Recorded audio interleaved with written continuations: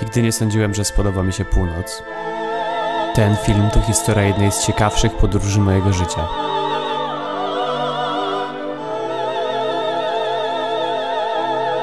Możliwe, że do najbardziej odległego miejsca, w jakim kiedykolwiek postawię stopę. Miejsca, gdzie nawet rośliny mają futra, a krajobraz można opisać chyba tylko jako surowy. Ale piękny. Dopiero jak spojrzałem na globus, to uzmysłowiłem sobie, jak bardzo na północy jestem. Około 1300 km od bieguna północnego. Longyearbyen można nazwać stolicą Svalbardu. Jest to największa osada tutaj, liczy około 2200 mieszkańców. Dla porównania, na całym archipelagu jest około 3000 niedźwiedzi polarnych. Miasteczko można zejść w ciągu jednego popołudnia. Jest tu najbardziej wysunięty na północ Halfpipe, najbardziej północny tajski market. Tajowie to najliczniejsza mniejszość narodowa tutaj. Pełno dziwnego arktycznego sprzętu, limuzyna, renifer, muzeum z wypchanymi zwierzakami. Wschodnie wybrzeże Spitsbergenu to jest dużo zimniejsze niż tutaj, bo tutaj jesteśmy pod wpływem Atlantyku. Naszym głównym przewodnikiem i opiekunem był Michał Czub.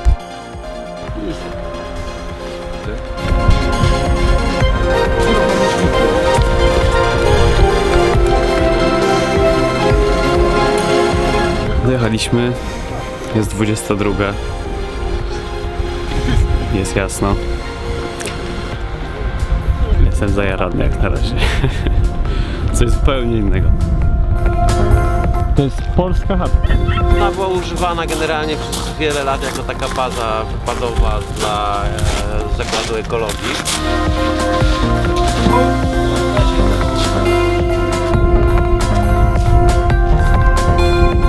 Drugim przewodnikiem był Tomek Jankes. Tego dnia odebraliśmy strzelby, bo tylko z nimi można wyjść poza miasto. Patrzcie na znaki, jak jest niedźwiedź, to nie wolno. Dalej nie chodźcie. Ale no teoretycznie... Reszta ekipy. Adam, nasz wyjazdowy fotograf. Wojtek, anestezjolog. Erneścik, nasz najmłodszy. I Piotr Pajda. Jak mam na imię? Ilona Wiśniewska, mieszkanka Longyearbyen i autorka książki Białe. Boczek, weteran, był tu już w poprzednim roku. Oraz dojechał dzień później tylko Piotr. Pierwszego dnia nasi przewodnicy zebrali nas na krótki trek wokół doliny, żeby pokazać nam, jakiego terenu możemy się spodziewać i zobaczyć, jak się sprawdzamy.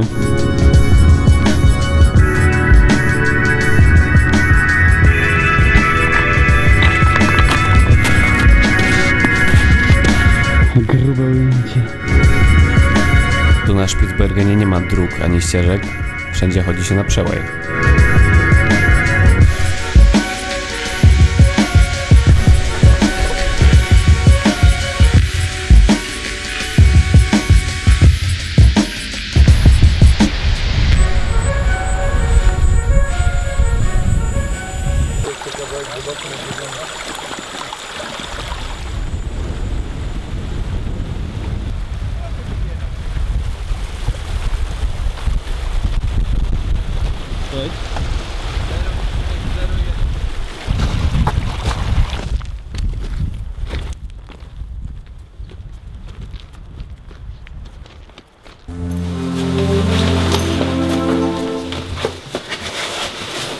Dzisiaj słoneczko.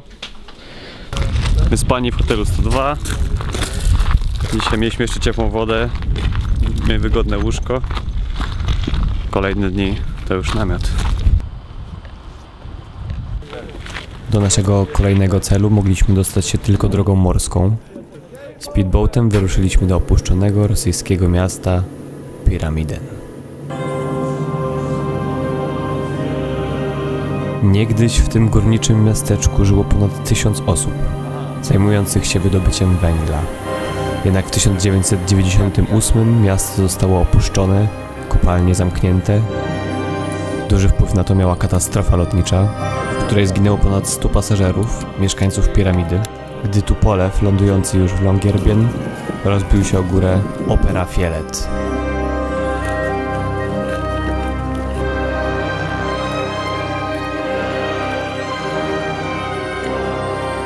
Nie ciężko zrozumieć, skąd piramida wzięła swoją nazwę.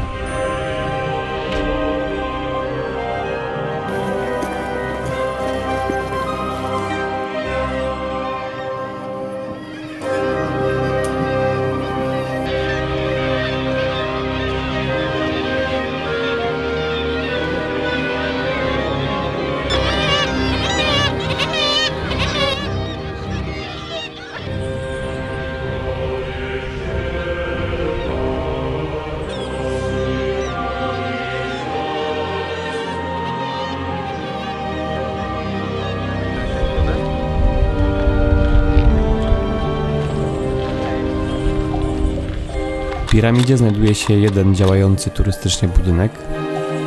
Ilona znała się z niektórymi z pracowników, tak samo Michał.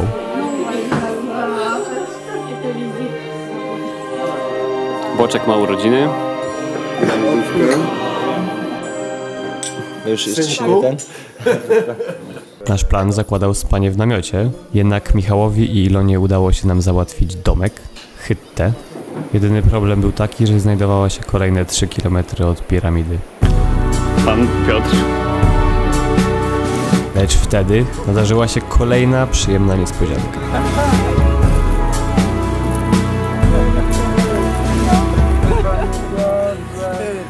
A cicho, четвертого мала być. No bo to Roman źle powiedział.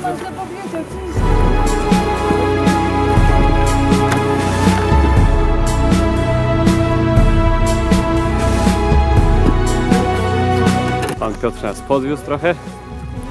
Teraz jeszcze chwilę spacerku i idziemy na nasze hyty, w której będziemy spać dzisiaj. Jest 21:30.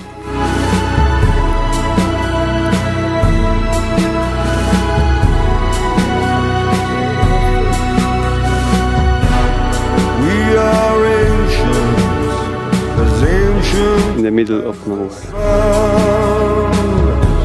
We came from the ocean, once our ancestral home, so that one day we could all return. Tu sobie śpimy. To our birth. To zestaw odstraszający niedźwiedzie. Jest obowiązkowy przy wyprawach do Wychodka. Gdy już rozgościliśmy się w domku, Ilona wpisała nam się do swojej nowej książki i potem uczciliśmy urodziny Boczka, najbardziej wysuniętego na północ urodzinowego człowieka. Dobra.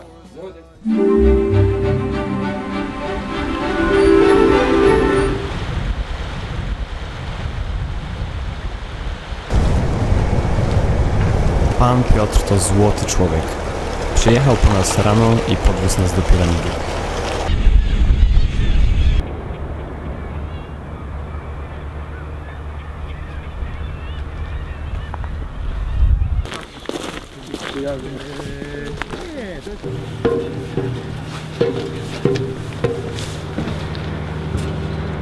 Znów dzięki znajomościom tego dnia mogliśmy odwiedzić pewne ciekawe miejsce. Gdzie płyniecie? Do Petunii. Petuni? Co to? Ty też płyniesz. Wszyscy się mieścimy tam? No nie, ale drugą turę. Dobra, a co to jest ta Petunia? Polsko-czeska stacja bada. O! Jest, dobrze. Próbuję.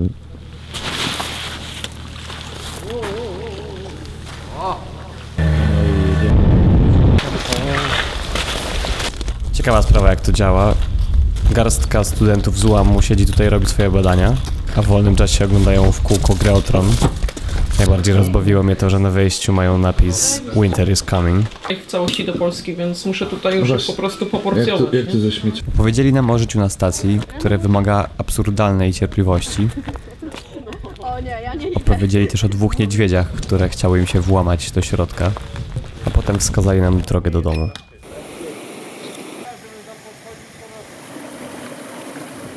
Z góry, na którą weszliśmy wracając, rozpościerał się kosmiczny widok na piramidę.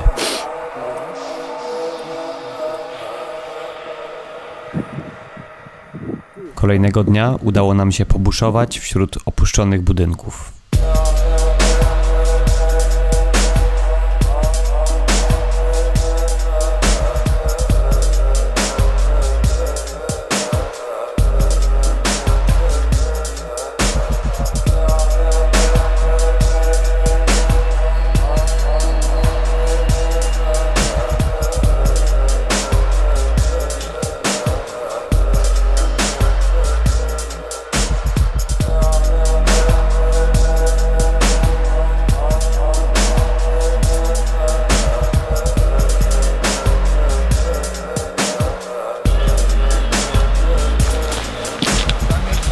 przychodzisz i tam jest wejście.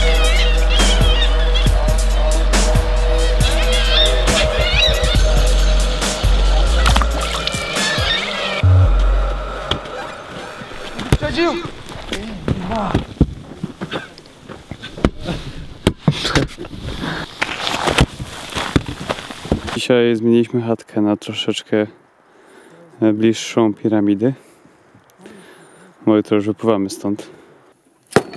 Tomek. Węgla. Węgiel? Łapa ci wyciągnąć, bo on sam nie wyleci. Co? Jest tu otwarte okno, jak on to wyleciało? Jak wciskamy. Uwaga! W kominie siedzi. Pokaż. Pokaż. Nagraj moment. Młody. Nie, to tak. Gdzie był? Co to jest? Pewnie. Puść już go. Ty. Nagrałeś już? Mogę? No tak. Czekaj. To młody jakiś. No. Młody by nie latał. Coś mi się stało chyba. Może długo siedział. Nie. Tak słabo lata.